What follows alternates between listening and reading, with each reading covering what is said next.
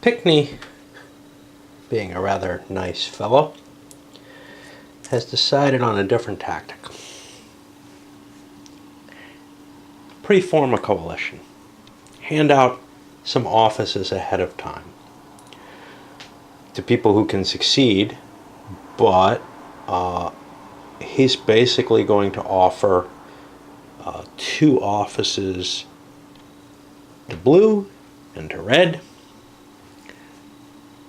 and I guess he'll give Van Buren the spare office. There being only 4 offices, you say, well, yeah, except the general under Scott, he can dismiss Scott and find himself another general.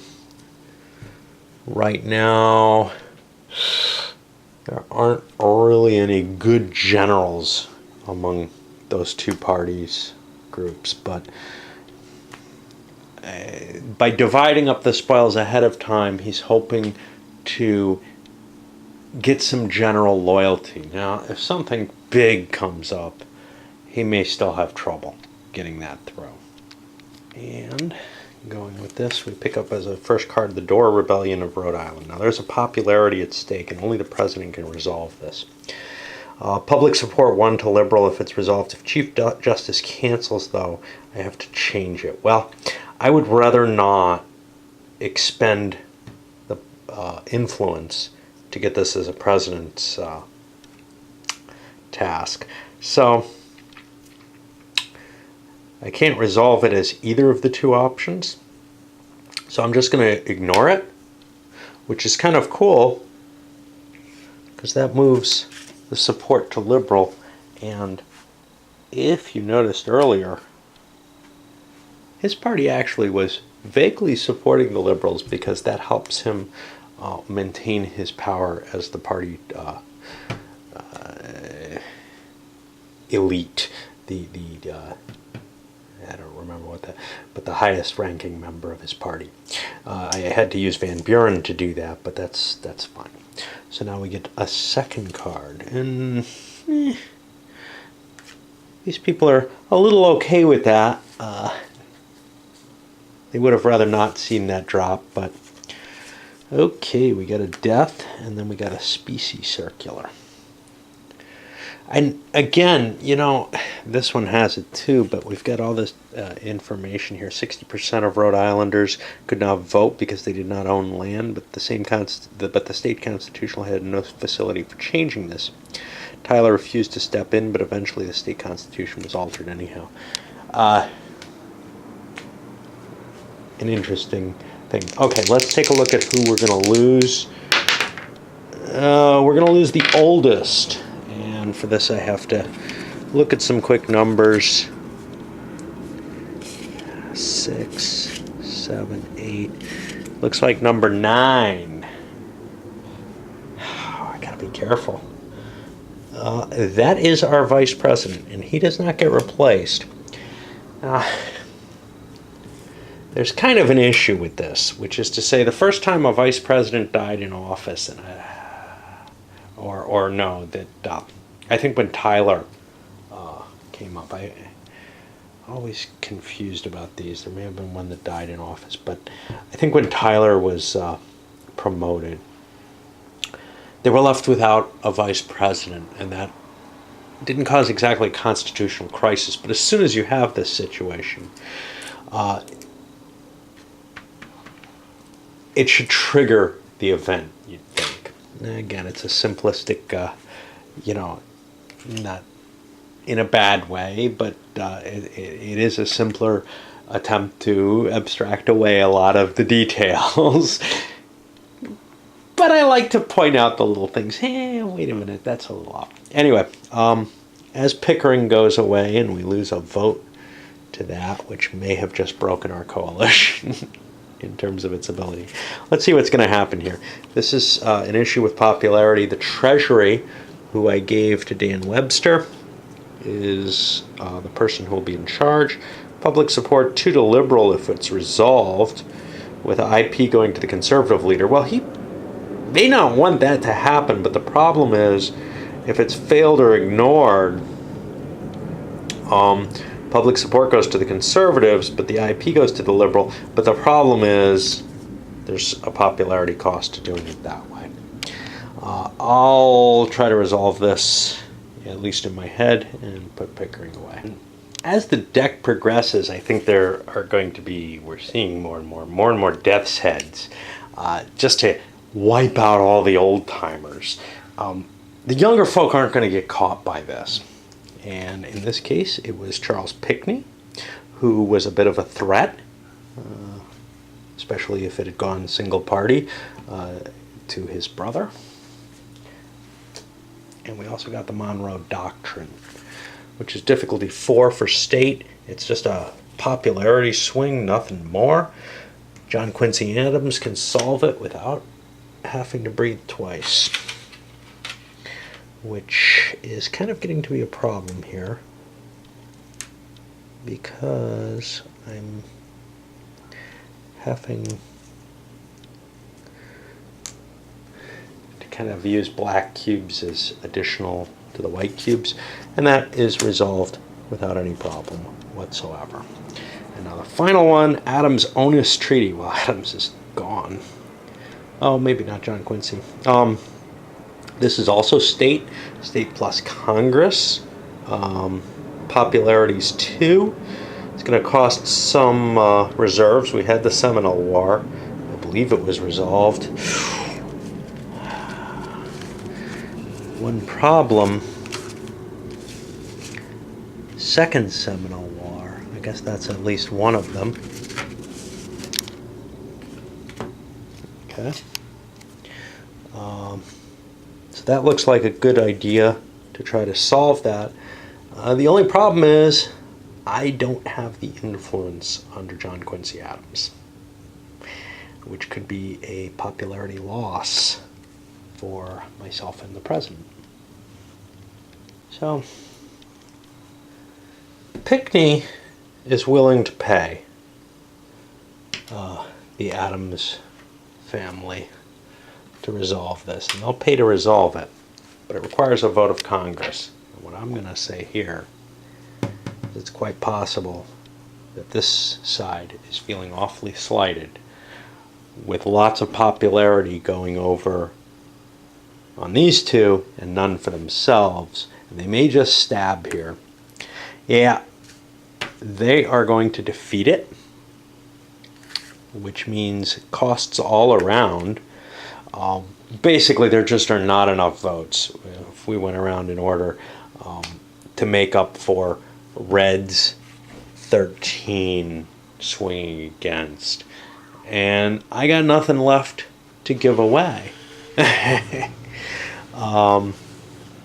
Conceivably, I could give the General of the Army, Crockett, to some Crockett's generalship to someone else. Am I allowed to appoint Scott?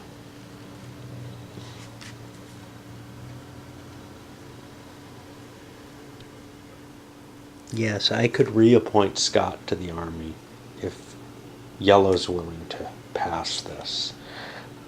I can't do it in the midst of the congressional vote, but I can promise it. No, Yellow, I'm either not willing to give Yellow that, or Yellow's not willing to take it. I'm not sure which, but we've got a 2 popularity swing on each of them, and this is a failure, which is going to put it into the next deck. That is the end of the issues, unless we needed a tax, which I don't think we do. So we'll keep moving on. We're at the nomination problem again. Aaron Burr has to go first because, again, he doesn't have the popular support on his side. Now, we tried him with Zach Taylor. That didn't work. In fact, that worked as badly as any election has worked yet. The problem, though, is where do we turn? We could turn to William Seward from New York. That's an interesting opportunity. If we don't go with New York, I think and we could also go with Van Buren. But the problem with Van Buren is he's in one of the leading players, even if it's a weak faction. The options that look richest are Monroe and Scott, the Virginia men, but they're all in the absolute worst faction that I could pick. So I think I'm going to pick Van Buren. I don't know who Pickney's picking yet. That may be affected. See, the problem here is the Maryland thing. I wish with a Southerner, maybe I could get through that. The problem is Taylor is a danger, because if he tries to slip into the East, that could win things for Pinckney. So maybe a little talking with Taylor. Hey, you go southward. Don't try to win this. The problem is he's just not willing. And I don't have any other options. So I guess I'll nominate Seward here, and we'll see what we can do. Damn it, I caught myself with Jeff Davis out. He's not allowed in the game yet. Luckily he hasn't done anything. I'll discard this theory of nullification. Could be useful, but well, I might have gotten a chance to play it. Statesman with 2 popularity, and he gets an influence on his card. And we'll put Jeff Davis back in the hand. So we'll get an influence marker, who's got 2 popularity? We'll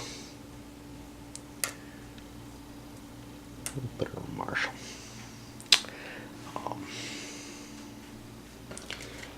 And I better count these because I don't think I removed them. 6, 7, 8, 9 for red. Oh, geez. Who did he lose? Is Calhoun that important? Or Davis that important? He's only 1. Wow, my votes may be way off. I better recount all them. Problem for Pinckney, I'm looking at Crockett here, but damn it, I'm just not sure. Because if I look at Crockett in Tennessee, he's going to outrace me into the Ohio, Pennsylvania, etc. And he's going to get the presidency. I don't want that to happen. Therefore, I'm going to consider my nomination again. So if I don't want a Tennessee man in charge, well, I got people who aren't going to help me, like Calhoun or King. And then I've got people who are scary, like Pierce over in New Hampshire, who could well win it, being in the big north.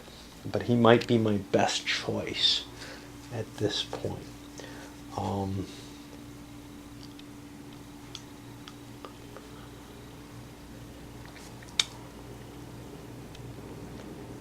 I could probably a Pennsylvania, Virginia, these things. If I give anybody that, Pinckney's not going to win the election against those. How about Harrison out in Kentucky, in Ohio? Again, that's too close to the Northeast power basin.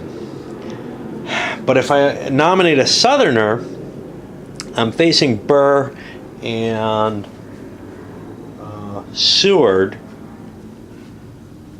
both coming out of New York. That's going to be pretty damn potent too.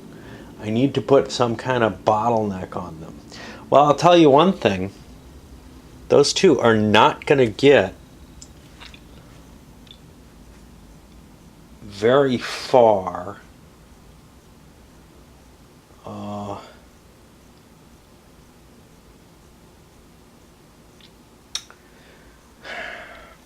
So, for example, if I pick a Pennsylvania man, he's not going to make it into New England. And that might be my best shot. I had a Pennsylvania person kicking around, didn't I? I may change this.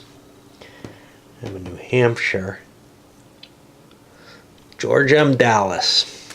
Yeah, it's going to be Pinckney's running mate, not Crockett. We're seeing the opening stages with Dallas sliding into Ohio, Burr going into Pennsylvania because he can take New England at any time, which forces Seward into New England and into basically being an unimportant regional person. Kind of interesting not to have New Jersey and New York next to each other. Yeah, I know there's a river, but that feels a little funny to me. I don't know about you. And then Pinckney feels like he's in a pretty strong position. His main opposition, I feel, is his running mate still. And that was the worry. And another quick round, and it looks to me like we're probably going to see Pinckney as vice president and Dallas as our presidential candidate, as our presidential winner. Just because the difference right now is Maryland versus Pennsylvania and maybe Delaware, with New Jersey going over. So we're going to be behind in points in both of these with nothing we can gain. Blue is going to get into Delaware and New England, and that'll be a nice block of votes, but I think the Liberals lost. They got sealed in because, again, New York is too far up, too geographically extreme to be able to really play for this. With no cards in play available to be played, this is what our vote total ended up with Dallas at 134. Burr comes in second with 116, and Pinckney is at 111. So he is now done with the game as well. I had to put a lot of these white counters on the board because I was marking, hey, that's red and orange territory. But basically, red and orange managed to seal off those New Yorkers and prevent them from getting into the South at all. Yet, they both sleazed their way through. Dallas was not a good choice in Pennsylvania. He ensured that, the Liberals wouldn't win the presidency, but he took it himself, and that doesn't help me. And that ends up a massive power shift. Not only is Dallas the president, now he's not going to be nominated again. That's the problem. Daniel Webster is the party leader, so I got to be careful and try to see if I can pump Dallas up to get him some points. Blue is doing very poorly in this game so far.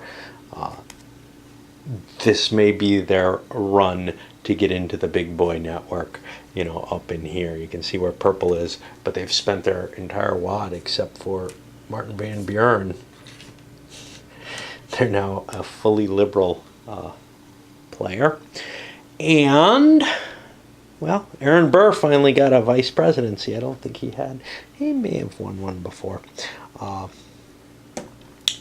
And he remains party leader. He's kind of in danger, though. We're up to, what? We've got 12. That was Madison. King is 13. I'm looking at these.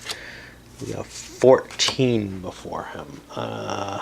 So he's in danger of dying. We got John Marshall here, who's basically done nothing his whole life. As we push our way through the newspapers and the player turns. The newspapers, a lot of conservative action there. But there were a number of different whip-up support actions bouncing this around. Largely, nobody was interested in bidding on the extra initiative this turn, because we reshuffled the action deck. We're pretty sure there aren't any more politicians of any value in there. We did see the one remaining politician, Millard Fillmore. Oh, what a star. Showed up, and he had to be played because otherwise it would have been a discard. So a lot of make a big speech type cards falling just to make room for another card or whatever. I'm getting a little bit of extra influence. And now we'll walk into the George Dallas presidency. Okay, first term of the Dallas presidency. And we get the land act of 1820. This is going to be... He decided, the last presidency, trying to pre-cut a deal, that seemed too unstable. So he's going to try to go with the deals at the time. And here's the big one. Treasury plus Congress. It'll be very unpopular if this fails. So I'm going to need congressional support. and it's public support, 2 to the Liberals, 1 influence to the Conservative, and some additional money. A repeat of an earlier land act, but further west. Okay. And, well, I'm going to have to count votes and see, what looks possible. But unlike before, this is beginning to decrease in size. So there's not sort of one person I could run to and get help from. And there's also not one person I can point to and say, that's really, really dangerous. Yeah, it's really the loss of Madison. He was a lot of votes there. So I'm going to have to work hard to try to patch together a coalition, because 3 popularity is a lot.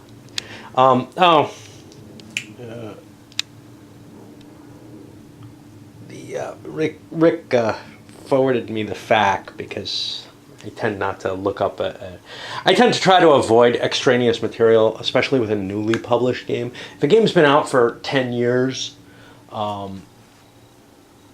anything that didn't come in the box, I start considering more important. But when something's just published, I kind of stay away from it. But honestly, I looked it over just to make sure. Hey, am I making the right decisions here? And largely, with a little bit of thought, yes, the FAQ all seem to kind of correspond to what I would do anyway.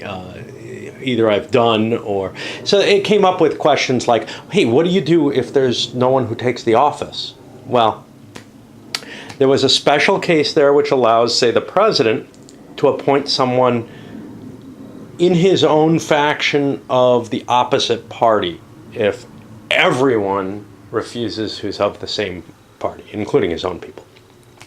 So, and then if he still can't do it, he has to ignore the issue. He has to have somebody in that position. So, to me, these things could be resolved pretty easily, pretty much no matter what you do, as long as you don't force someone into the office and allow the president to kind of force it to succeed or something by making someone be that position. Republic of Rome, I seem to remember you could kind of force people into doing things. I don't remember quite how. People could refuse any office. So, I know what it is. If you were the last person who could possibly hold that office, you could not refuse it anymore. So there was this whole kind of you nominate people and make sure they fail mechanism in the voting, which was really kind of funky. And I like this a lot better, but there's no necessity for any of these offices to actually execute. There's always the I ignore this issue. Kind of like, not having an ambassador to Russia or Turkey at key moments. Well, there's not much we can do about it. My little mechanisms for determining deals just fail. I looked at a couple of deals here. First of all, I think the preferred deal would be red and blue are in last place, an alliance between red and blue to get this passed, and offices maybe to everyone else except yellow and purple. There are, that still leaves an office to assign. This is a valuable thing. It should have passed, but I got a failure on my little odd even roll and said, okay, well, the next option is to go over here to the big boy. With all the votes, we actually have just about enough to get things passed. We need 25. Right now we actually have 25. So that sounds appealing. Well, that didn't work. I couldn't think of another option immediately, but one failure in each direction doesn't seem like enough. So I kind of re-established those two options. And again, I got even on each. Now, 4 dice for even is not that unlikely, but sometimes there is this, somebody's being really stubborn and intransigent. They've just pissed everyone off. Maybe the election was more contentious than, seems likely in terms of the players. And there are just times when a table of players fails to come to what look like reasonable agreements, where somebody just refuses to help or whatever. And that's what I'm seeing here right now. Now, I'm not positive, because if I've got cards that can allow for this, I do not here, but it's possible that like blue may and red may be able to swing this just on their own, and spending some influence to do it. And we'll see if I can work that out. But there's a good chance this is just going to fail with nobody getting the treasury position. Well, an additional hammer was found. I can punt this to you, Burr. You got to vote for this. Red was convinced onto it. He's getting the 3. No, except I gave the wrong position to the wrong people. Shit. Or I gave the right position. I gave the wrong points. I gave all these points to Polk. He should be down to 2. And the 3 should be here on Marshall. Red was getting as much of a bonus, so he's good with that. There weren't quite enough votes. In fact, yellow should have been good with it with this too. There could have been a refusal by him to do that though. So this is going to pass. I already gave the public support movement and such not, and we get another one. Because sometimes there's a hammer that you have that you don't know about. And in this case, the hammer on Burr, well, that brought us to 4, 21, 25 votes. That was enough. But just to spite this guy, we gave Van Buren Secretary of War as well and got his vote in on this. And he's kind of happy. He might actually be very supportive in general. And Burr still has the threat hanging over his head. And this guy has a lot of positive feeling towards the president right now. He might be willing to pass some things as well. Well, we have a death, but we also have the first Seminole War this time. Yep. Okay. It has no real effect except in regards to the general. Our general right now is Davy Crockett.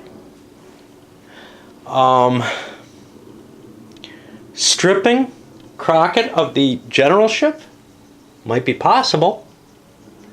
I don't have any generals of my own to put in place. The only person I could help is like over here. I could help Scott or Cass. I can't do Aaron Burr. So, well, I could help Zach Taylor if I so desired. But I see no terrible reason for this, except this has a high difficulty. And Crockett doesn't have the capability to handle this. That is a risk. I would like it to be solved. And Winfield Scott says, I can take care of this, gentleman. Question, of course, is, what if I assign Lewis Cass the generalship? He'll still resolve it, and it'll cost him an extra influence. That sounds like a good plan here. But first we have to take care of the death. And 6, it's going to be the third oldest statesman. I'll come back after this is resolved, and probably the next thing, because I can't see this going as a failure unless the president punts it to the vice president to handle, and then the vice president will do the same kind of thing, move it over to the yellow faction. And now we have, James Monroe is the guy who disappeared from that. It's very, very helpful to sort these guys in order as they die, or get removed due to successful presidencies or retirement. Because then you can just look up, see what number you need to look for. You don't have to make a comparison across the board. That works very, very nicely. Anyway, Indian Removal Act, this has a low popularity, so maybe this coalition will hold together, although the fact that he's got it is somewhat less appealing. And this will give public support 2 to the Conservatives, 3 IP to the Conservative leader. The Chief Justice can cancel this and put it in the next deck. The President can override the cancel for his own popularity. I have the feeling this isn't going to pass, simply because purple, nobody particularly wants to give purple more points of popularity. They're so far in the lead here. Although when you compare things, yellow still has a decent, amount of space on them. But that doesn't mean that they want to help them either. Okay, so the president is holding the Dominate the President card. This may be the one way out of this. If he hands this over to red and red plays it, playable only by a player who controls a statesman holding a partisan office and in the same party as the president. That's true. Marshall and Dallas are in the same party. Removes the partisan office of a member of the other party. Well, that would only be Van Buren, and he's the person in question here. The remaining statesman, I've questioned what that's supposed to mean, but when you think about dominate, maybe it makes more sense this way. Takes control of the vacated office as well as this one. So I'm guessing that it's the person who's playing this card, his statesman, who gets it. And then he doesn't get any popularity gain for taking the office, but he can resolve it. This card is almost unplayable, in terms of having any valuable effect, right? Okay, I take over an office that had been assigned to the opposite side, whatever. However, this is one of the few cases where it would be useful, and rather than leaving it in my hand, I might get a popularity out of this if I hand it to him and he plays it. So this is going to take effect, and we're going to see Marshall should be able to resolve. Geez, maybe not. He doesn't have a lot of capability. I could give it to Polk, but he doesn't have the votes. Red gets me close in votes to being able to do this. But yeah, I mean, Polk would be able to solve it, but then, do you want to spend 3 of these for a popularity? I don't know. So I think once again, this issue is just going to die on the vine because nobody really wants to resolve it. John Marshall died. He was the oldest person. And unfortunately, he was the Secretary of the Treasury. I've got the somewhat troubling thing, Panic of 1819 here. If I ignore this, if I can't get anybody to resolve it, I get a -1 to my president's popularity. I have 2 resolutions, both of which are basically increasing or decreasing tariffs. Those have no effect. They both decrease the revenue, and then they change. They either give public support to the conservatives, and IPs to the other side. So the conservatives get public support in one version, the liberals get public support in the other, and the opposite side gets influence. I could go here. We have we could probably rustle up the votes for this, but we don't have the capability to pass this. Is there someone who does? Winfield Scott, with 3, doesn't have any influence. He has 3 capability, and I don't have cards that'll help me. I could clearly go to James Polk. That isn't going to help me. I'm going to punt this one over to Aaron Burr, but the problem for him is he's got Polk who... Oh, no, I can't punt. Yeah, I'm punting it to Burr. It's his problem because I don't want the popularity loss. But I don't think he can get a solution to it either. If anything, he has less votes than I do, and there's no Secretary of the Treasury. I have to make sure to leave no Secretary of the Treasury here, though, because I want to assign the Secretary of Treasury and Special Envoy to my own party, get myself some popularity that way. Okay, Rick contacted me with a couple of... One really interesting strategy point that I did not even think of. And another, which is a rules issue, I didn't notice. Secretary of State creates 2 popularity instead of 1.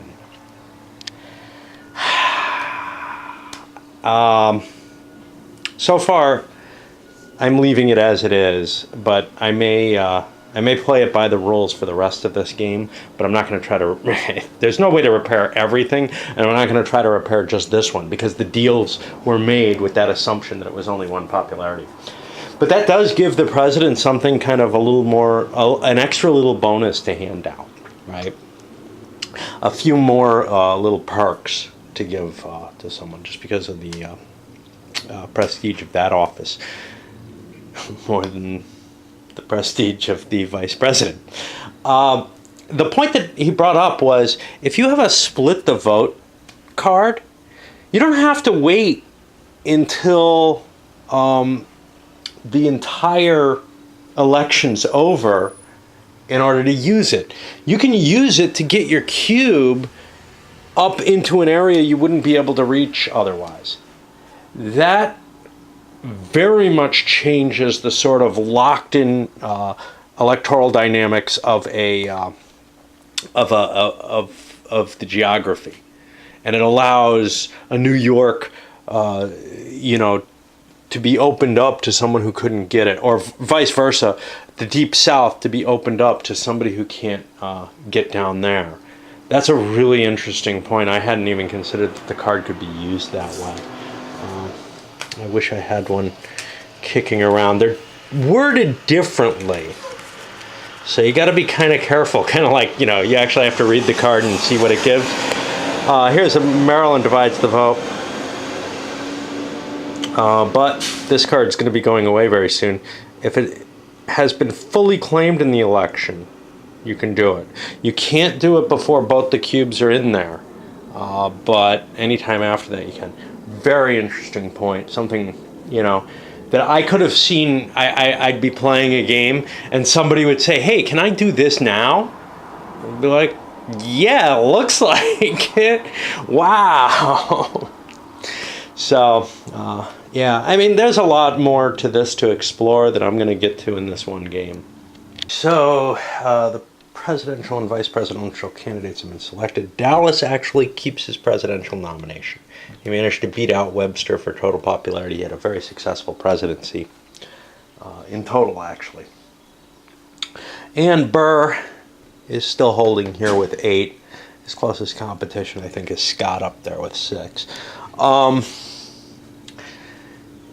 And they picked their vice presidents. Burr went with Taylor again. Why? Because last time didn't work terribly well, and Taylor gets me some power in the South. The problem, of course, is I'm not going to be able to necessarily infiltrate through either Ohio or Virginia. Maybe I won't be able to get either of them at all, because orange can spread into Ohio, red down here. Then I've got to be careful with purple not to clog Virginia, and there's a good chance that it looks like red will beat me down there. I have one valuable... I might be able to engineer Zach Taylor as president, though, and that may be vaguely more valuable to me than, say, especially if Dallas and Tyler both get in office. Because he's got a decent number of polls, and there's advantages to having control of the vice president, but there's advantages also to having some schmuck have the vice president, because you can punt to him. So, I don't know. But what is the real advantage to having your vice presidential candidate under your control is he can make sure that he doesn't make you lose. And I would kind of like to have Dallas win re-election as opposed to Tyler win election. But I'm okay with either. The problem is, of course, I'd lose Dallas if he drops down to vice president.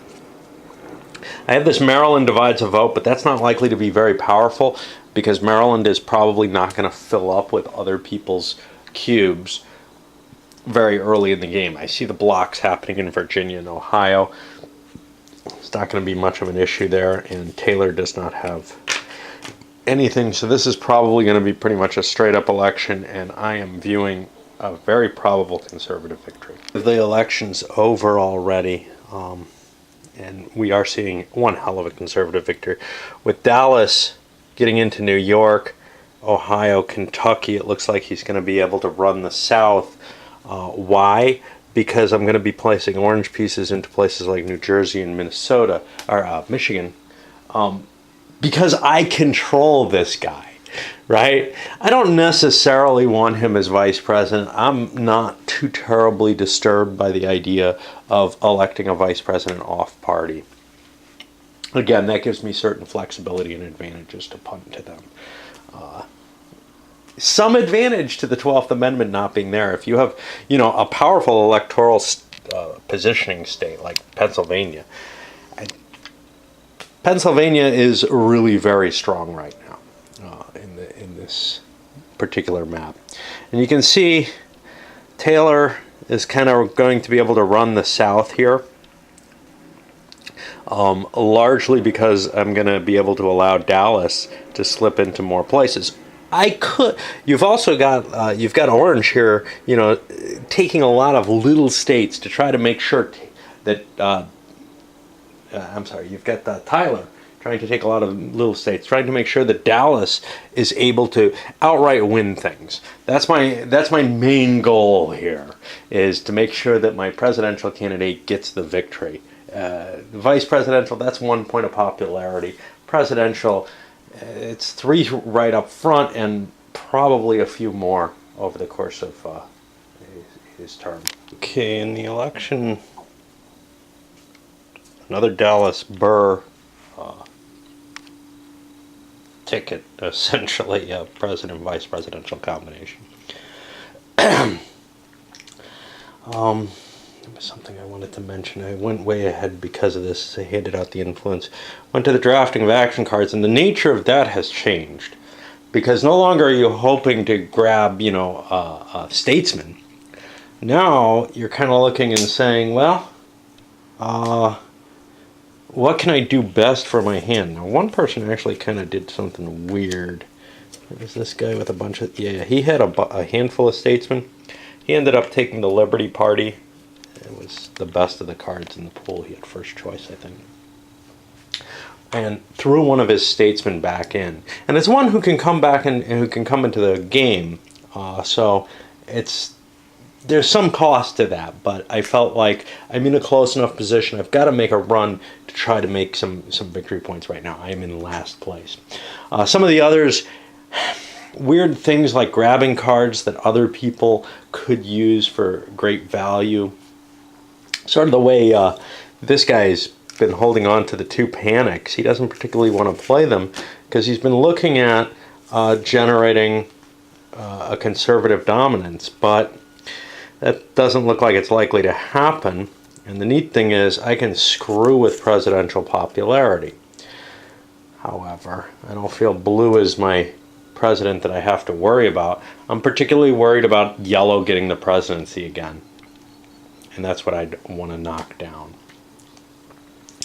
To some extent, there are cards that I don't play or use as well as maybe would be done in a multiplayer game. Of course, sometimes in a multiplayer game, people aren't all really too keyed in on what everyone else can do. So I'm kind of more aware of what everyone can do and what they desire, but less aware of, geez, I'm holding theory of judicial review, which he picked up for this purpose.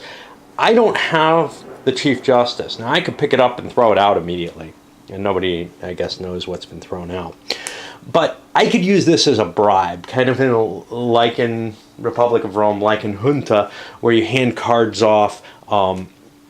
Hey, you can use this for future considerations. Or, in particular, in this card, if an event comes up that requires judicial review, and I'm in agreement with yellow about the concept, about which direction we want the card to go in, and that's quite possible because we have similar alignments, if not similar sized factions, then I could very well make that kind of deal. The problem is, in a solo game, I have a hard time remembering the little cards. So you kind of lose some of that. At least I do in my little schizophrenic world of solo games.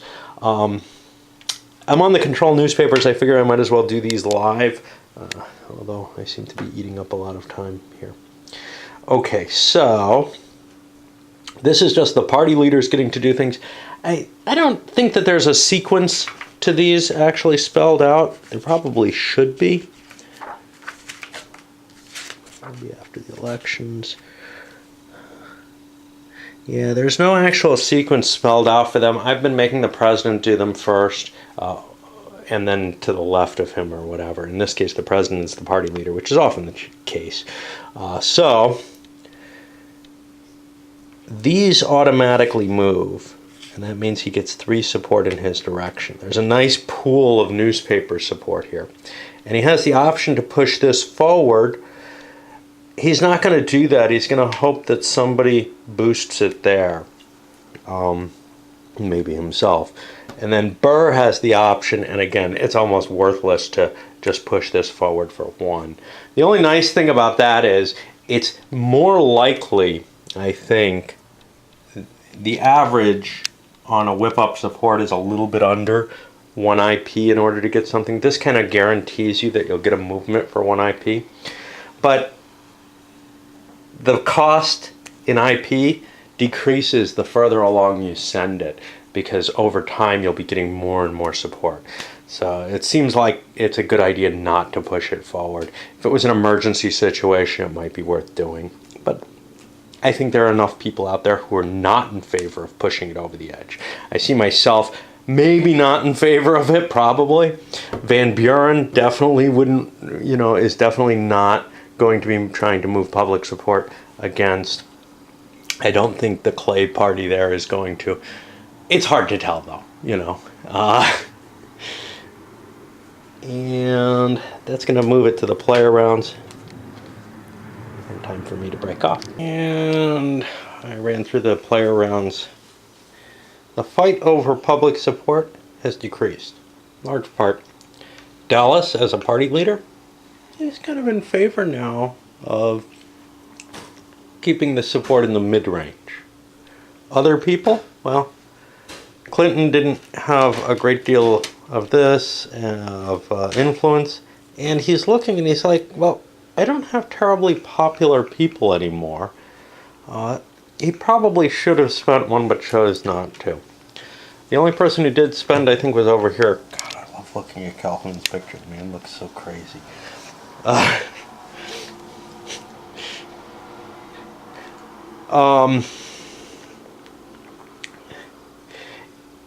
of like John Brown, total fanatics. Different nature, though, I'd say. Anyway, the this side actually did go ahead with it with the look. We do want to try to push this into the dominance era, and really he should have been in the same place. Nobody pumping up any of the political markers. Nobody's just willing to pay for it. A couple of people who had excess, like Van Buren and Burr, who just tend to produce these. I think Webster also paid and got their popularity up, because that's victory points.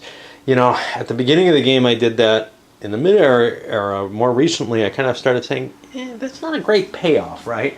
A little bit of influence could win you an important vote, because there are 3 votes in Congress for an influence. That could end up getting you more popularity easily. But the problem is, if things kind of get a little dysfunctional, it may be your best way of scoring points. And at this point, you want to make sure you don't die with it on you. Aaron Burr's old. He wants to spend his influence on his popularity, make his name go down in history well. Some of the others maybe not so much, but both he and Van Buren produce an influence every turn, which they should be able to capitalize better than that, but who knows. Anyway, we got to reshuffle these events into the final deck. Will be in the C deck, and I think some people may be discarding cards that they have to get rid of. Dallas's second turn, he draws the Adams-Onis Treaty again. This had gotten buried because it was failed last time. Now, this has a popularity cost. I could punt it over to Burr, and then it probably wouldn't pass. But I'd rather try to see it pass. I tried to make a coalition.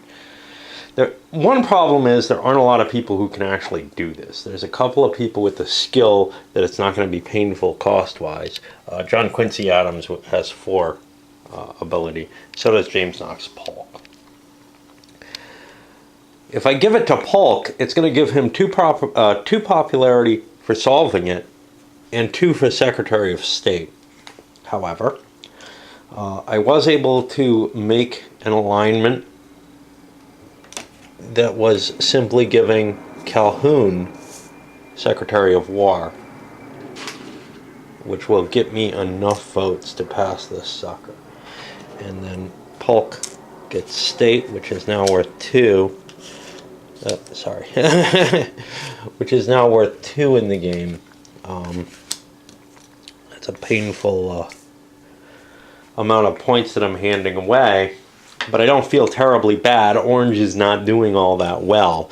The only real problem I have is Polk is going to be up to 7, tied with Webster for popularity. So it's not clear who's going to become the next party leader for the Conservatives. I would really like to keep that title in my hands because that allows me to control the presidency. Of course, well, somewhat. Webster's not a great choice for candidate, being from Massachusetts. It's hard to get out of there and get elected. It was easy, but as the West grows, it gets more and more difficult. However, we're going to get R2 popularity off of it and maybe some additional goodwill, so it seems like a good idea. I don't think anybody's going to try to block it. We're close in votes. The president, let's see, there are 42 total votes at this point, and we have, 11, 19, 23 in favor. We also have the advantage of the vice president if it comes to a tie being on our side. So this doesn't feel like the fight to have, and it's not really throwing popularity at people who are problematic. Card is a state admission, Arkansas again. I'd like to do this, but I can't raise the number of points to manage it. We can say that the Burr party here, Burr and Polk, are somewhat indebted to the president, but that's not enough votes. He gave it to the weaker party, and any bribe I pay is going to be worth as much popularity and misplaced. It'll be cashed in when Dallas goes out. So he's not terribly interested in trying to resolve this by expending any effort. And we'll go to the next one. End slave auctions in the Capitol. It has a little bit of popularity. The president has to take care of it. Well, he's not terribly good at handling this. It would require a congressional vote as well. If it's ignored, it gets placed back in the deck. If it succeeds, it gives influence to the liberals, which is Burr, and if it fails, it gives them to the conservatives. This is only a 1-point thing. Do I want to simply ignore it, or do I want it to fail? I might as well have it fail, I guess. That influence will help me, and that too goes into the next deck. Well, wait, no, it doesn't go into the next deck unless it's ignored. So yeah, we're gonna fail that and get ourselves 2 influence. That influence might help us in passing something else, and that's about the extent of whatever value that has. Doesn't come with any costs. What the hell?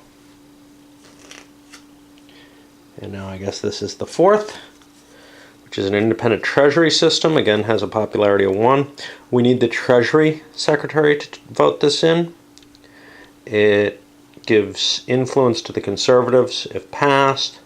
If ignored or failed, it gives influence to the liberal and gets placed in the next deck. I have not assigned a Treasury Secretary yet. I could give it to Adams. He could at least resolve it without any cost. And then the question is, well, do you want to give a popularity to Blue, who's, banked quite a bit there, so I don't know if that's going to be likely to pass.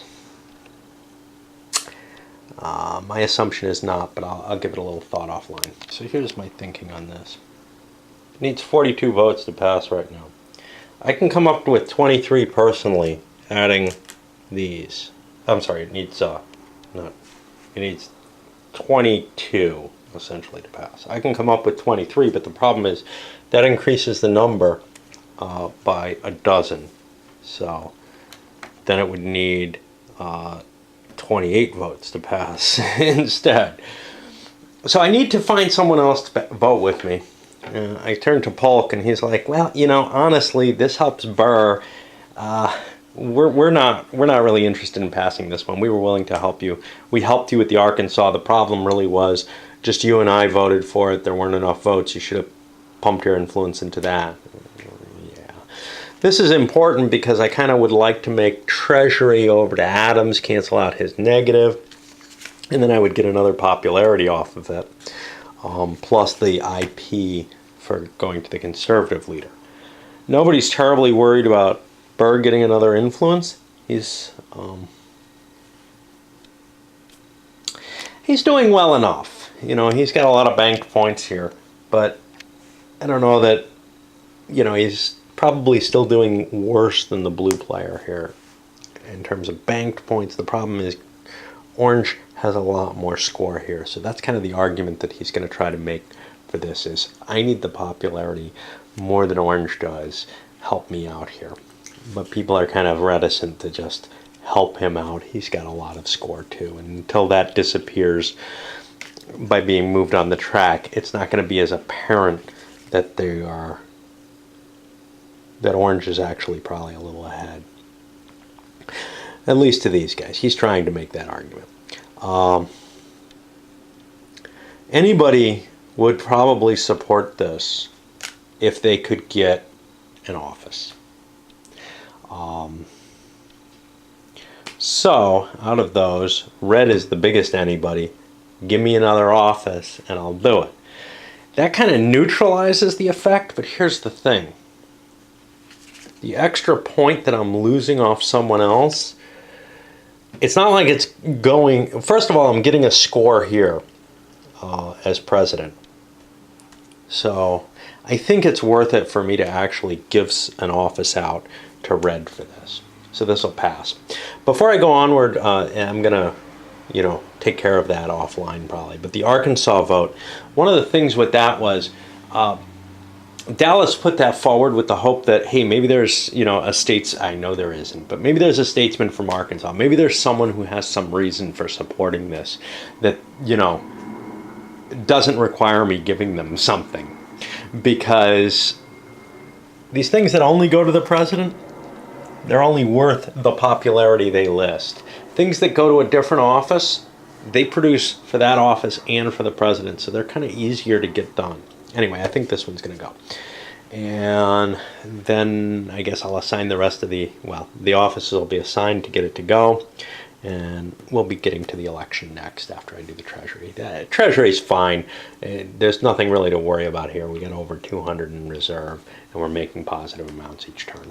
All right, for the nominations, Aaron Burr beats out Scott pretty easily. Daniel Webster with 7 beats out Polk, who also has 7 because Webster's a little older. Webster is a terrible choice for a candidate. Did he bother running? I don't think he even bothered running. Oh yeah, he was a presidential candidate. Why? Because he's in Massachusetts. And he's a particularly terrible choice because Aaron Burr, instead of picking Zach Taylor this time,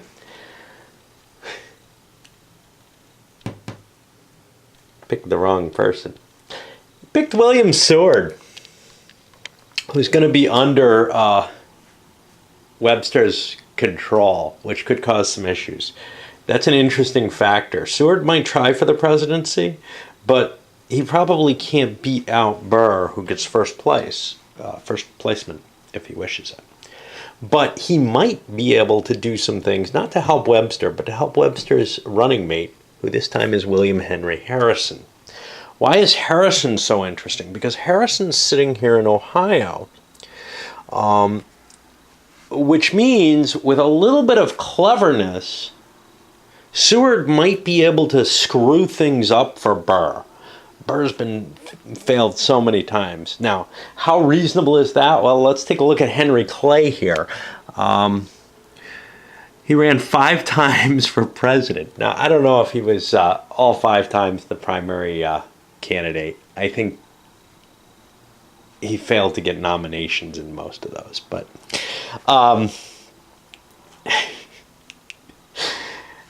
Burr is kind of running on that, except he's been the party leader each time and has been running fairly heavily. There may be some need in your own mind to make sense of all this, to kind of abstract the thing and say, well, maybe Aaron Burr isn't really winning the presidential nomination each time.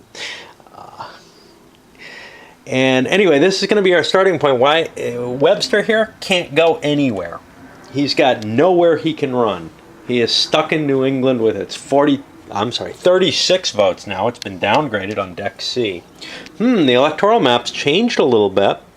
That's going to strengthen some of the western territories, especially good old Ohio.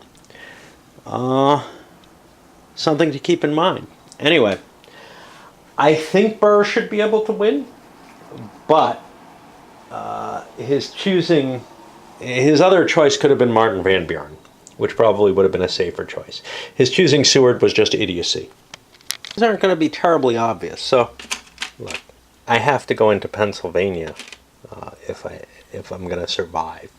But the question is what Harrison wants to do. If he moves into Pennsylvania, Burr takes Pennsylvania. Now, these 36 votes are what Harrison gets, and that's it. He's a little better than Adams. But beyond that, everything else gets split evenly. And unless you have cards, which Burr does not, which Harrison does not, Burr doesn't either, that's going to result in a Burr victory. So, that means I can't just go into Pennsylvania with Harrison. I've got to let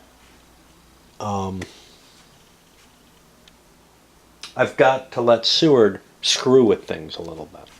It's kind of an interesting question then, where I want to go. I'm going to try Virginia and see if I can get Seward to make enough of a mess to split the blue-purple liberal vote enough that we can get some sort of victory. And obviously, both are coming out. They both need to.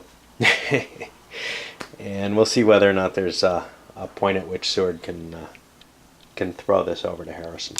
And the lock is largely in place here. Seward's moved here.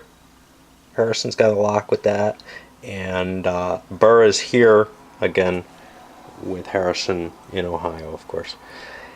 And what we see is Virginia is the prize. Burr has to go into Virginia. If he goes into Virginia, he gets the whole South. What does that mean, though? And we got to place Harrison first, and it's Harrison who's trying to do the thinking here. Harrison has choices between stuff that doesn't matter. And I guess Delaware. I guess that's his only option. Which now puts it on Burr. Now, if Burr places here, I think that means Seward goes up into New England with its big 36 votes. It's still very powerful. It's just not as big as New York, for example, now. And that closes Burr out of New England. From there, what? Well,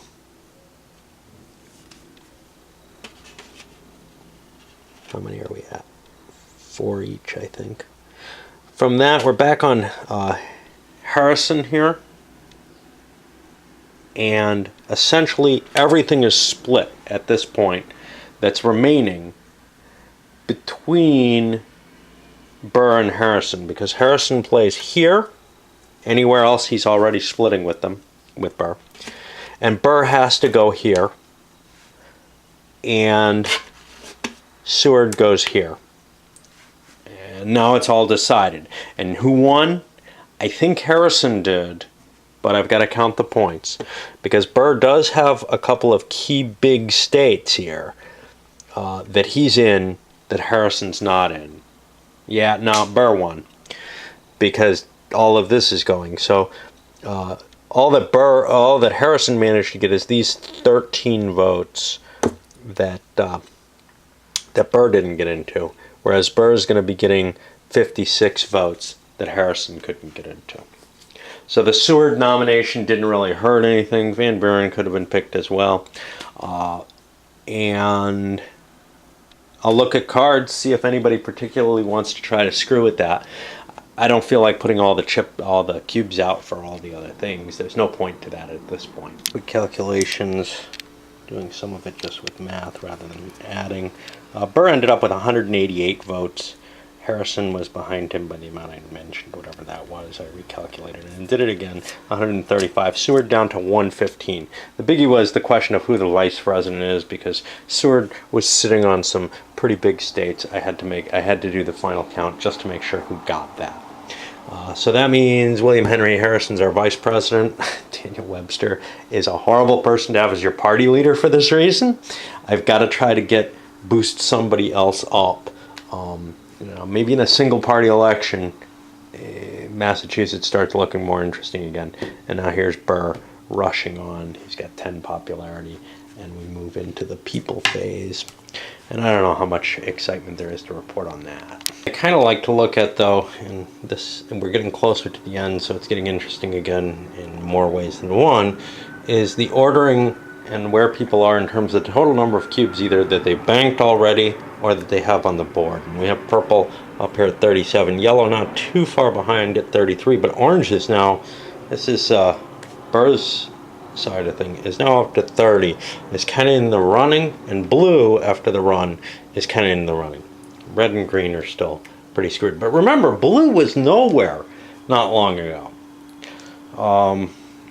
So, there's some potential. The problem is there aren't any more statesmen available for the most part. And, people have what they have. So factions like green here are probably almost impossible to turn around and make into anything valuable. Red, he's got some capable people, at least moderately capable, and might be able to turn things around in this game still. Five personalities versus 3. What does 3 mean? Well, let's say I get the presidency, then I can only fill a couple of offices. So I'm just probably not going to get a huge score of popularity. But this guy scored some popularity off some nice cards. Maybe there's some good big value cards coming up.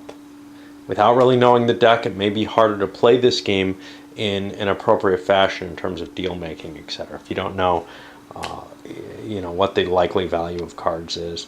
And then the other thing is, as you get to the end of the game, people are probably more likely and willing to break any deals that they made with you. They break them early, probably means you're not going to make another deal with them.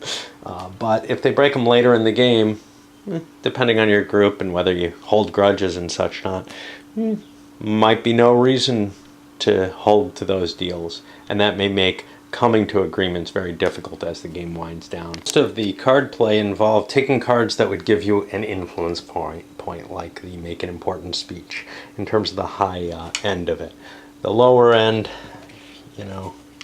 started seeing people throwing away Harper's Ferry, who didn't want to see the game end yet. They could see like a Van Buren playing that to try to pump the tensions up. Because he's winning right now, his coalition, not Van Buren himself. He's, this is the thing, is when you're playing with kind of this, I'm playing lots of different people, and they don't really associate as any kind of real, current of thought or anything. It's very hard to try to imagine. At times it kind of makes sense that they're working together, they're friends, they're people who are, maybe close to the middle in terms of ideology at that point in time or whatever. But it becomes a lot harder when you try to describe the actual victory conditions and the desire here. Why would Martin Van Buren want to end, want to throw the government into more chaos? What does he care about that? Why, as a liberal, is that particularly important to him? Well, you can do some hand waving and make some things up, like say he's, such an ardent, radical. Yeah, this is Van Buren we're talking about here. I don't know. That, he either wants to dissolve the Union or push things to a breaking point where slavery will be, disallowed violently or whatever. But this is indeed Van Buren we're talking about, so that seems highly unlikely. Anyway, he didn't get that opportunity. He got a card that he threw away, a coalition building, which he already had. For the newspapers, though, we're in an interesting position. Burr didn't want to push his forward. Webster pushed both of... Well, he had 2 automatic push forwards, and then he moved one up to get 2 support so that he could get it into a dominance situation. This is the only way he feels he can get presidency. Maybe not Webster's presidency, but something in his coalition. So... Poor Burr. Now, we've got to be like around 1840 at least here, which means Burr is probably running close to 90 years old at this point after many election attempts. But now he finds out that, we're no longer even a 2-party system. Players may take actions to try to defeat that, but it may be that Burr's best interest is just to try to cash some more popularity at this point, because maybe things are going to hell in a handbasket real fast. Well, the biddings come around on the final card, and this is where things lay. We've got Clinton having put some new newspapers in play, because we're seeing the conservative newspaper situation.